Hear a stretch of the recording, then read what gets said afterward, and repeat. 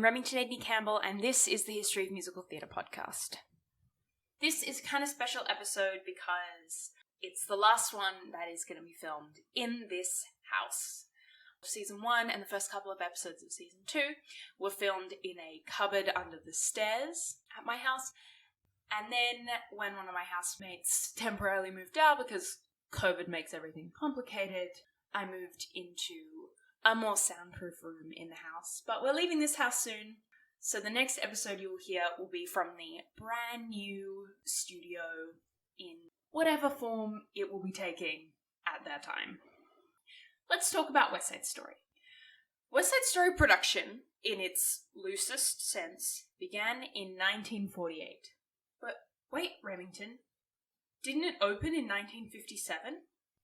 Well, yes. It's a fairly loose sense that it began production. 1948 was the year of Kiss Me Kate, the year after Oklahoma, and the year before Carousel. On the Town had premiered 4 years earlier. Jerome Robbins came to Leonard Bernstein with an idea, a musical adaptation of Romeo and Juliet transported to the modern day, focusing on the conflict between Jewish and Irish or Italian Catholic immigrants, set particularly in spring when Easter and Passover fall on the same day. But Remy, that's not what West Side Story is about. Where's the sharks? Dear audience, we have almost a decade to get there. Jerry brought this idea to Lenny, planning on having the same production team as On the Town. Himself choreographing, Lenny writing the music, Oliver Smith on sets, Adolph Green and Betty Comden on lyrics, and one new addition, a serious playwright, Arthur Lawrence, to write the book. I mean, if you're going to adapt Shakespeare, you do want a serious playwright. But everyone was busy. Jerome was working with the New York City Ballet, as well as choreographing at least a show a year, and he was quite in demand as a show doctor. Jerome Robbins' version of Peter Pan also premiered around this time. Leonard had been doing some work in Israel, setting up their Philharmonic Orchestra. Oliver had shows, but could almost certainly take on 1 or 2 or 73 more. Stevie hadn't even written his first show. He was still at college, and All That Glitters wouldn't open until the next year. Quick behind the scenes of the podcast moment. The work in progress draft of this script had such and such was doing show, with show in bold, so I could come back, find it easily, and replace it with, I don't know, actual information? Yeah, for Oliver Smith, all that was really necessary was unbolding the word. Oliver Smith had shows. Besides all of that, it turns out someone had already written that show in reverse, Abby's Irish Rose. The team was working on East Side Story. It was then called Gangway with an exclamation mark. Love how musical theatre titles, particularly in that era, use exclamation marks to differentiate between types of shows. Oklahoma used an exclamation mark to walk the line between operetta and musical comedy. Season 1.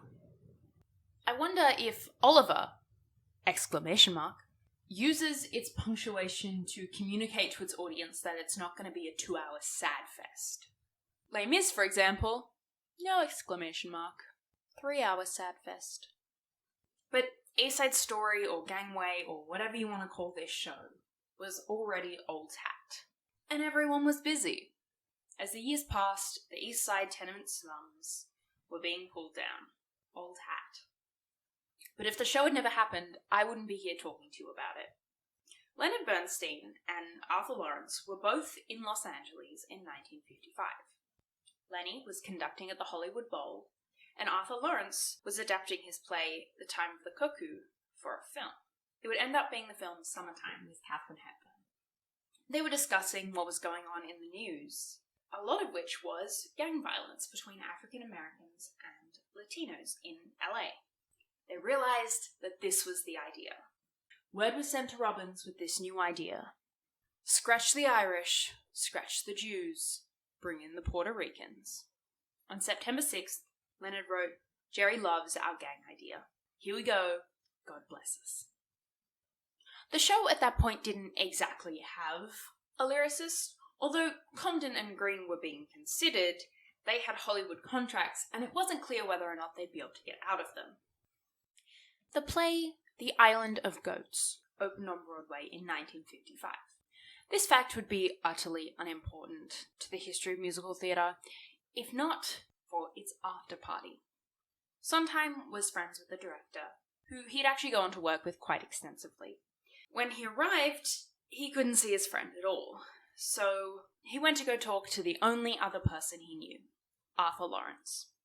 They started to talk shop, understandably for two creatives at a theatre opening, and Lawrence mentioned the show he was working on, Jerry Robbins, Leonard Bernstein, Romeo and Juliet, and so on. Stevie asked who was writing the lyrics. As nakedly self-serving as that question seemed, that actually wasn't his intention. He wasn't looking for a job. At the time, and probably still today, Sondheim viewed himself as a composer first. Certainly then he thought he was a very mediocre lyricist, although anyone who's bought the complete annotated Sondheim lyrics would disagree with that. Arthur responded in the following way. "I never thought of you. I liked your lyrics very much. I didn't like your music very much. Thanks, but also rude." Lawrence told Bernstein, and they called Sondheim in to play some songs from his show Saturday Night. The team also consulted Oscar Hammerstein, Lenny and Arthur if they should hire him, and Stevie if he should take the job once it was offered. In both instances, he said yes. To Sondheim, he said, "I think it will be very valuable for you to work with professionals of this caliber. They are first-rate in their fields." When it was confirmed that Comden and Green were going to be unable to get out of their contract, the position of lyricist began to open up. I say began because Leonard Bernstein still held out some hope that he would be able to write them himself. He'd written a few for Candide, and believed himself competent. In fact, he'd already started putting lyrics to a few of his songs. For example, the line, "Boy, boy, crazy boy, get cool, boy," from Cool, was his. I had to sing it. I had to. I'm not going to do a terrible line reading of a song. Sondheim was offered the job as co-lyricist. Despite his seemingly diminutive role, Sondheim proved himself to be an extremely valuable collaborator for Bernstein. His musical training made him a useful sounding board for the composer, and this collaboration probably also helped Stephen develop his musical skills, which he'd go on to use in all those shows we love. The composer of a musical didn't typically write the dance music, but Bernstein did. And it turns out there was a lot of it to write. I mean, to be fair, if he didn't write the dance music for West Side Story, you could hardly call him its composer. "Oh, what did you write? 3 lines? Cool." Nope, cool's a dance. With this amount of work to do, he ended up relinquishing his co-lyricist credit. This was probably really important for Sondheim's career that it happened, because otherwise he would be viewed as a lyric writing assistant to Bernstein rather than as a competent lyricist in his own right.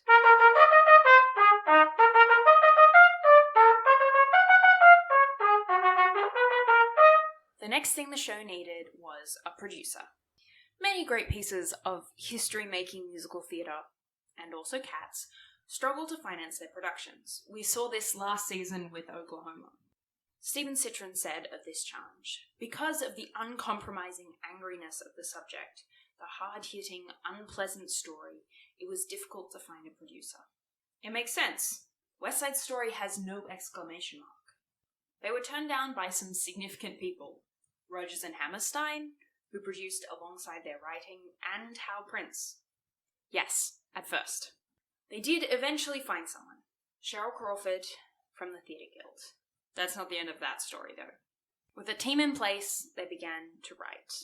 Arthur Lawrence finished a version of the book early on in the process, which was pretty unusual. And many of the lines that were in the script were taken and adapted into lyrics for songs. This process was actually so successful that Prince would go on to do it in nearly all his productions. Prince, he does get involved. Let me set the scene. April 22nd. 2 months out from rehearsals. Producer Cheryl Crawford calls the team in for a meeting. She was dissatisfied with the direction the show had taken. She wanted more social commentary, and if she wasn't going to get it, she wasn't going to produce the show. If you know West Side Story, you know that the only real attempt at social commentary is G Officer Krupski. Great song. Well, Crawford didn't end up producing the show. Rehearsals drew closer. 8 weeks, 7 weeks, 6 weeks. They needed a producer. Enter Hal Prince. He'd worked a little with Jerry, and he'd met sometime earlier. Actually at the opening of Rodgers and Hammerstein's South Pacific. The Rodgerses, Richard, Dorothy, and Mary, took Hal Prince, and the Hammersteins, Oscar, Dorothy, and Jimmy, took Sonny. Hal Prince remembered this introduction, but Stephen Sondheim actually didn't. During this time was when Jerome Robbins realised how enormous his workload was going to be. It turns out if you have a show with a ton of dance music, there's a lot for a choreographer to do. He said, I can't direct and choreograph. I'll do the first one, we'll bring someone in for the second one. Hal Prince denied this request because his producing partner only came on the condition that Jerry was choreographing. Jerome said he needed an assistant and 8 weeks of rehearsals if he was going to make it happen. 4 was the standard at the time. Prince agreed to these conditions. In my interview with Liza Gennaro, she talked about how Peter was asked to come on as an assistant, but said, nah, only as a co-choreographer. Which he did, although a little bit undercredited. We talked about that. The two of them each also had an assistant. The final piece of the puzzle was the cast. They didn't want stars. It would take away from the story they were trying to tell. But what kind of non-stars did they need? Well, dancers. In his memoir, Always a Dancer, Robert Brassel said, I explained that I did not want to study ballet. I thought I would be better at jazz. I mentioned that I wanted to dance in Jerome Robbins' West Side Story in New York City. Mr. Robbins won't give you the time of day without ballet training. For example, cast member Gene Gavin came from the world of ballet. He auditioned in 1957. Jerome Robbins said he looked familiar, and Gene hoped so because they'd spent 3 hours rehearsing Jerome Robbins' ballet The Concert together. He got a callback, yay, and had to sing, and chose a song that was one note. Not thematically, but actually musically. Now we have special articles to help dancers prepare for singing auditions, but the 50s didn't have the internet. The answer was initially no, but then he got a call the next day from the stage manager saying Jerry had changed his mind, and that he was going to swing the show. A swing is someone who is essentially the understudy for the ensemble. When Cheetah Rivera, Anita, was cast, she was working with Sammy Davis Jr. on the show Mr. Wonderful. She knew Larry Kurt and suggested he audition. I said they wanted dancers, and for the ensemble that is 100% completely totally true.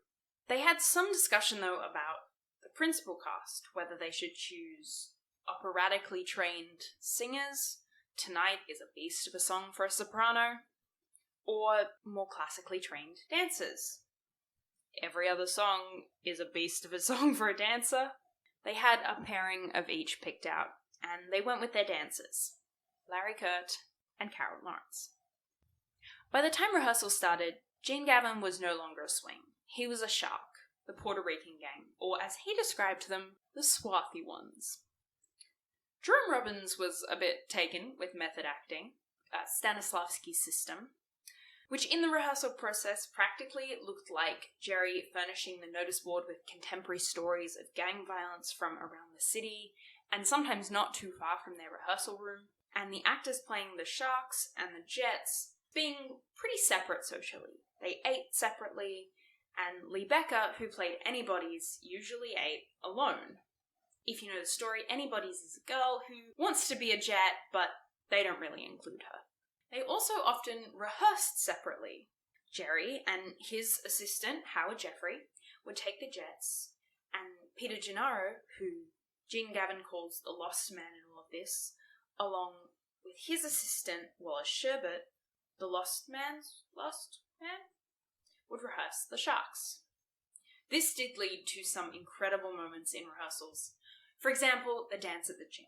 The two gangs rehearsed separately, and this meant that when they first did it together as a group, neither group had seen the other's choreography, leading to it feeling exactly like the amazing dance battle that they were trying to portray. It wasn't all great though. Robbins didn't always know what he wanted, and he would do numerous versions of each number and then mix and match between the various versions. As Jean said of Jerry, he came prepared to work and expected his company to do the same. Hal Prince actually credited Robbins with teaching him how to be prepared for shows. He called the stage the battleground. This was hard work, really hard. In the words of Gavin, it was 8 weeks of sore muscles, bruised egos, and sweating bodies in the heat of a New York summer. They'd been given special dispensation from Actors' Equity for their extra few weeks of rehearsals. Dance rehearsals, before the principals arrived. Once they did arrive, the work didn't let up. An even more visceral description of the rehearsal process comes from Carol Lawrence, who played Maria. She said, Lenny Bernstein would always come to us and pick us up from the bleeding mass of our emotions that Jerry left on the floor and rekindle the strength, and he was the reason why we would walk back out on stage. You would be completely destroyed by him. That's not the only thing she said about working with Jerry. That Jerry Robbins was the motivating force in all this. He was the eternal perfectionist. The fact that one can never attain perfection did not deter him for a second. That was what he wanted, and if it ended up killing you in the interim, well, that was okay too. Robbins would often single out a single person in the cast for his particular criticism. Everyone wanted to help this person, but not as much as they wanted to avoid being that person. People didn't like Jerry. They liked his choreography, but they didn't really like him. An oft-repeated anecdote is during the rehearsals, Robbins was watching from the front of the stage. Over the course of the number, he moved further back, until he stepped backwards into the orchestra pit. No one stopped him. No one ran to help him. It got so bad that Jean Gavin almost quit. He told Robbins, who gave him a pep talk, which was actually surprisingly effective. A few days later, all the unnamed ensemble members got their names. Gavin's was anxious. He was never sure if the two were connected.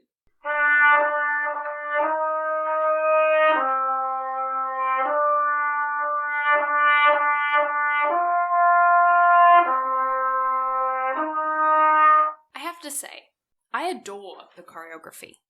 But I'm glad that the portions of it I've learnt a little of America and a little of Dance at the Gym, I learnt from other people. At least the company had Lenny Bernstein holding them together. As Carol Lawrence said, his role was as the gentle teacher, the logical, compassionate, caring and articulate teacher who inspired you so that you wanted to please him more than life itself. The show had its first tryout at National Theatre in Washington, D.C. At some point between rehearsals beginning and the first tryout, Arthur Lawrence and Jerome Robbins had something of a falling out. It was over two things, but essentially the same thing. Number one, Lawrence didn't like the way Jerry ran rehearsals. And number two, Lawrence thought it was inappropriate for Jerry to have the concept credit, as he described it. I went to Robbins, and I said, Jerry, obviously they think conception means this whole thing of juvenile delinquency in the gangs, so I think you should renounce that credit. So he said, well, let me think about it. And the next day he said, you're right, but it means too much to me.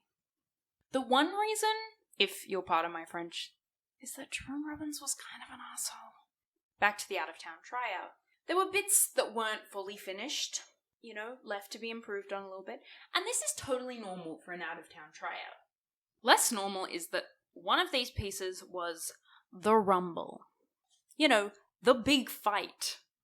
I've done a little fight choreography, and I remembered hearing some basic rules, but I wanted to brush up on it just to see how atrocious this decision was. And I came across a list of 10 rules. 10 basic rules of stage combat that keep everyone safe. From the website Performer Stuff. So thanks, you guys. Of the 10 rules, This production broke 7, maybe 8. Always listen to the fight choreographer. You can't if he hasn't choreographed the fight. Don't fool around. How? Never improvise fight choreography. That is literally what they were asked to do. Always go at quarter speed until your fight choreographer allows you to go at 3/4 speed. I shouldn't have to keep explaining these. Be aware of your surroundings. Hard to do if everyone is improvising. Heart beating fast? Take a break and breathe. I am sure Jerry would have been completely, totally, 100% fine with the cast just pausing to take a little breathing break. Always do a fight call. Fight calls are when you practice the choreography before the show. Again, hard to do if there isn't set choreography. I cannot say whether or not they followed Rule 5, always make eye contact. Maybe they did, but still, guys, not safe. Like, these rules are about safety, not just because someone hates joy. Although quarter fights do feel like they're quarter speed fights. But in this production, not following them meant that during one rehearsal, Carol Lawrence hit Larry Kurt so hard on the chest that it had to be taped for weeks. Ouch! Also, not surprising, guys, do your stage combat safely. The second tryout was at the Erlanger Theatre in Philadelphia. Apparently during this run, Robbins proposed to Lee Becker, who was playing Anybody's. We're going to talk about her a little bit more in the next episode and the episode after, because she ends up doing some really cool stuff. She approached Stephen Gavin for advice, and he said, "Don't." She didn't. This tryout was attended by a number of famous people, including Sammy Davis Jr., the famous person, and Tita Rivera's former castmate. The show opened on Broadway on September 26th, 1957. It got good but not great reviews. Not a huge hit on the order of My Fair Lady. To Sondheim, this wasn't a huge surprise. It was a musical about juvenile delinquent ballet dancers. They didn't win the Tony Award for Best Musical that year. The Music Man did. Still, it was a success. Alan J. Lerner said of this show, it has choreography that has never been equaled in any musical from that day to the present. The legacy of West Side Story and what the cast ended up doing is going to be over 2 episodes. Next episode, we're going to be looking at the time between the musical opening and the movie. And after that, we will be going up until either Jerome Robbins' Broadway or maybe the new film. If you have an opinion on that, actually let me know. Until then, something's coming and it's gonna be great.